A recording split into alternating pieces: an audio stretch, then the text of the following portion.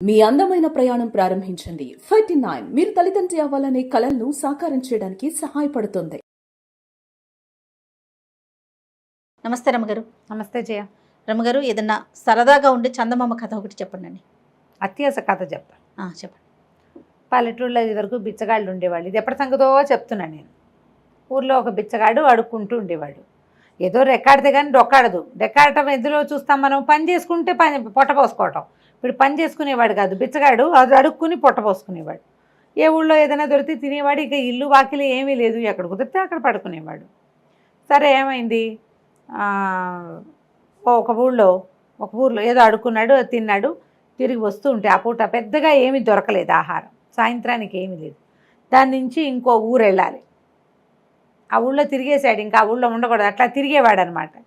ఆ రెండో ఊరికి అడవి వైపుకి ప్రయాణం చేస్తుంటే ఒక ముసలాయన కనిపించాడు. ఎక్కడికి ఏమిటని మాట్లాడుకున్నారు.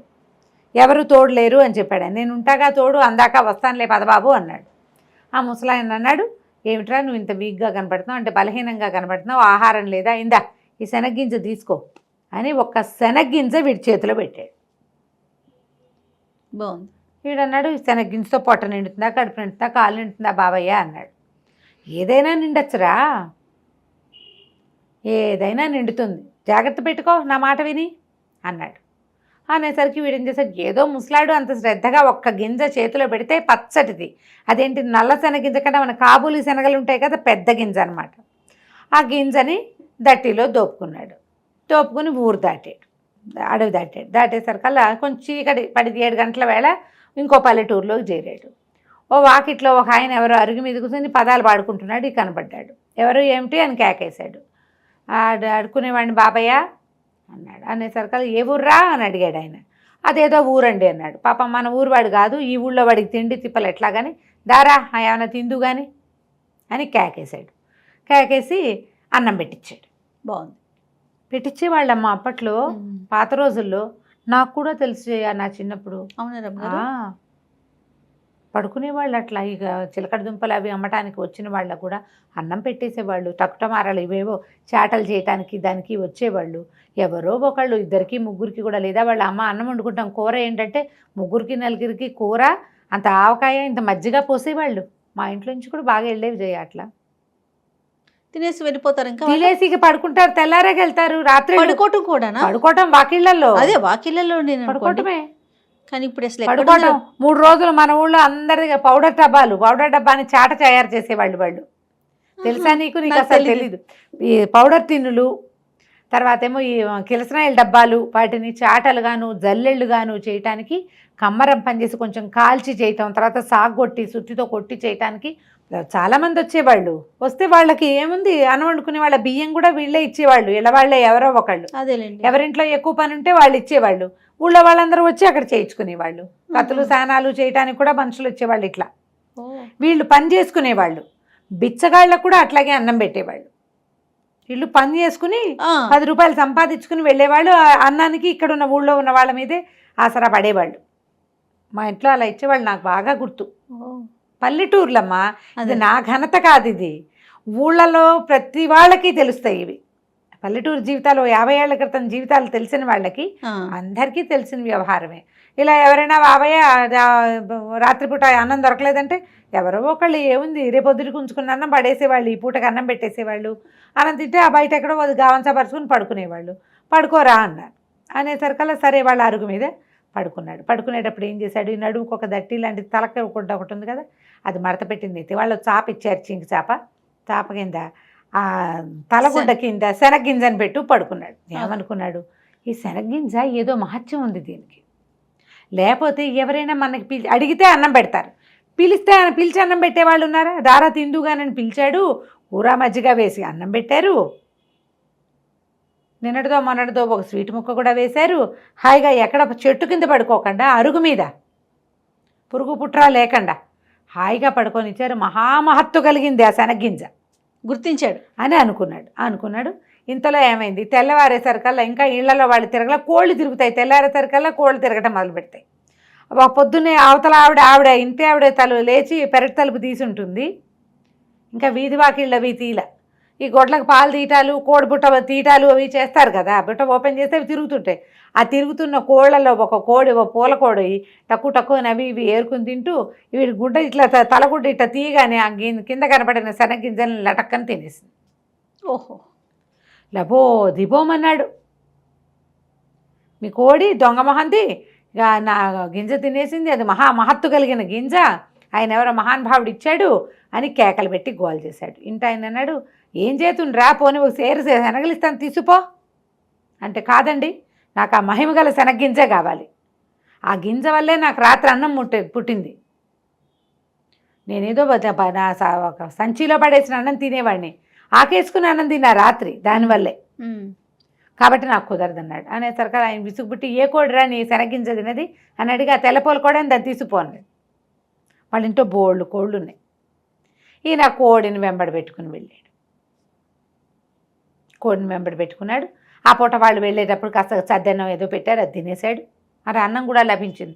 కోడి ఒకటి లభించింది ఎక్స్ట్రా, గింజ వల్ల కోడి వచ్చింది, బాగుంది. కోడిని మోసుకుంటూ పోయాడు, సంకలో పెట్టుకున్నాడు. దానికి కొంచెం మనం అలవాటు అవ్వాలి కదా, మధ్యలో ఎక్కడో పడుకున్నప్పుడు దాని కాలుకో తాడు కట్టి ఓ సన్నది గావంచాని పేని సన్నగా వచ్చే ముఖ చించి పేని తాడు కట్టి తన దగ్గరే ఉంచుకున్నాడు. సాయంత్రానికి ఇంకో ఊరు చేరాడు. ఈ ఊర్లో చాలా పెద్ద కమత ఉన్న ఒకళ్ళ వాకిట్లో కూర్చున్నాడు. కూర్చుంటే వాళ్ళు అన్నం పెడతామన్నారు. సరే, అక్కడ వాళ్ళవే బోళ్ళు కోళ్ళు తిరుగుతున్నాయి. తన కోడిని కూడా కట్టేసి తన దగ్గర పెట్టుకున్నాడు. వాళ్ళు ముద్ద అన్నం పెట్టారు. వాళ్ళ వాకిట్లో పడుకున్నాడు. పడుకుంటే తెల్లారేసరికల్లా ఏమైంది, తెల్లవారేసరికల్లా వాళ్ళ కోళ్ళ గంప తీశారు. ఊళ్ళల్లో ఇలాగే కదా జరుగుతాయి. ఆ కోళ్ళన్నీ తిరుగుతుంటే వీడి కోడి వీడు కూడా ఏం చేశాడు, కాస్త మాగనగానే ఇద్దరు కళ్ళు తెరిచి కోడి తాడు కూడా తీసేసాడు. అది పోయి అక్కడ ఉన్న కోళ్ళతో తగాదా పెట్టుకుంది. కోళ్ళు ఎక్కరిసి పొట్టాడుకుంటాయి. ఇది అటు పొట్టాడుకుని ఇటు పొట్టాడుకుని అక్కడ వాళ్ళకి బోల్డంత కమత, బోల్డన్ని ఆవులు గేదెలు గొడ్లు ఉన్నాయి. ఇది పోయి అక్కడ పరిగెడుతూ వాటి కోళ్ళతోటి పరిగెడుతూ ఒక ఆవేయ ఒకటి నుంచుంటే ఆవు పేయ అంటే ఆవు దూడ దాని కాళ్ళ సందులోకి వెళ్ళి అదేమో కంగారు పడి తొక్కేసింది. కోడి కాస్తే చచ్చూరుకుంది. అయ్యో రామ. చచ్చిపోయేసరికల్లా మరి ఏం చేయాలి, బయటకు వచ్చాడు. చూసుకున్నాడు, అమ్మో నా కోడి చచ్చిపోయిందో అని గోల పెట్టాడు. ఇది మహత్తు కలిగిన కోడి, దీనివల్లే నాకు అన్నం పుట్టింది అన్నాడు.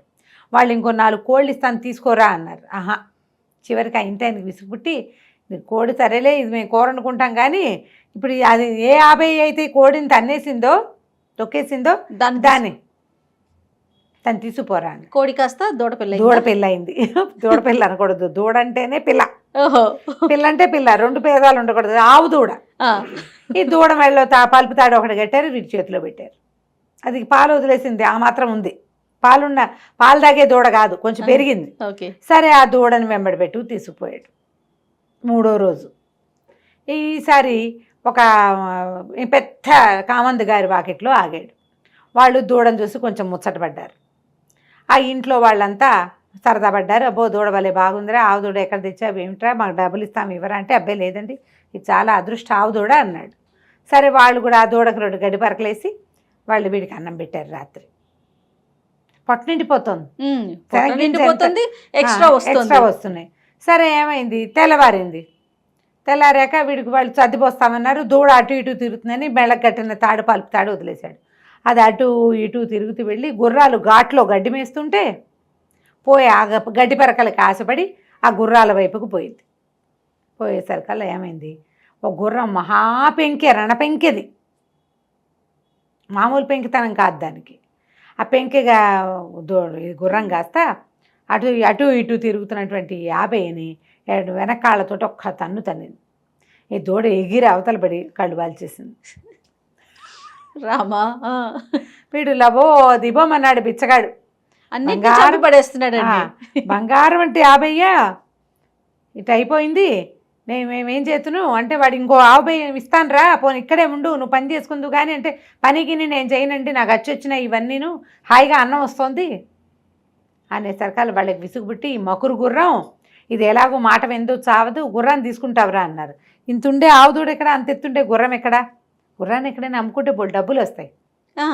సరే, ఇది బాగానే ఉందని మరి గుర్రాన్ని తీసుకెళ్తానండి అన్నాడు. గుర్రాన్ని తీసుకుని నడిపించుకుని తీసుకెళ్తా మొదలుపెట్టాడు. ప్రతి వాళ్ళకి వీడి గుర్రం నచ్చుతుంది. ఎంత బాగుందో.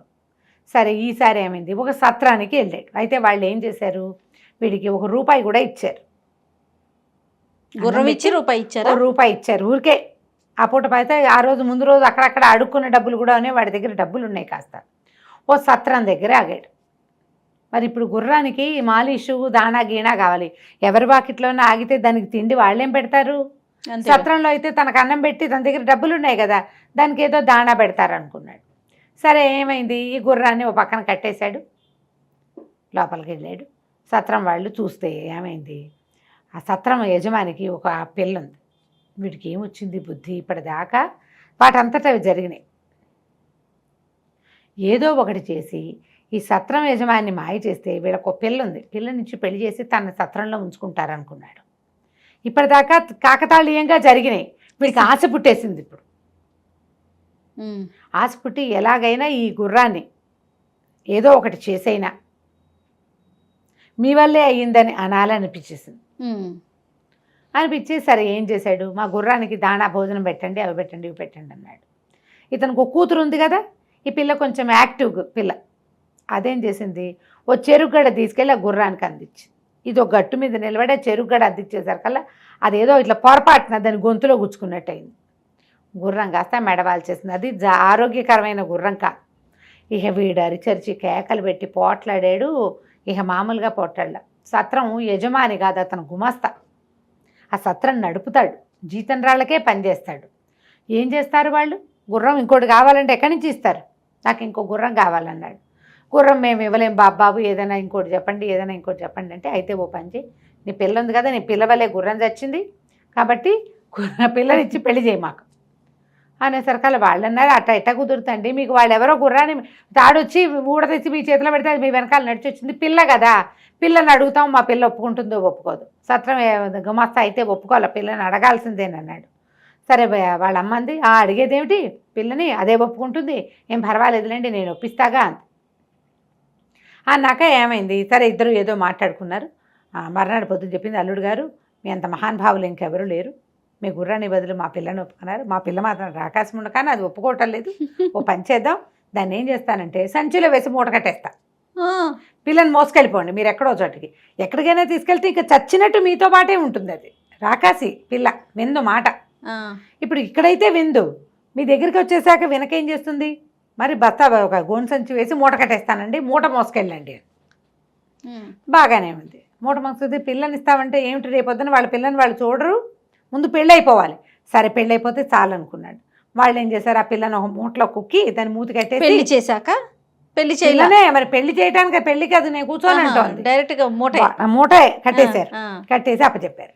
ఆ మూటను మోసుకురాలేక చచ్చాడు వీడు. ఆ లోపల ఉన్న వాళ్ళు ఎగిరి గంతలేస్తుంటే ఎట్ట తీసుకొస్తాడు, అదే కదా, ఎటా గొటా తీసుకొచ్చి ఒక అడవిలోకి చేరాడు.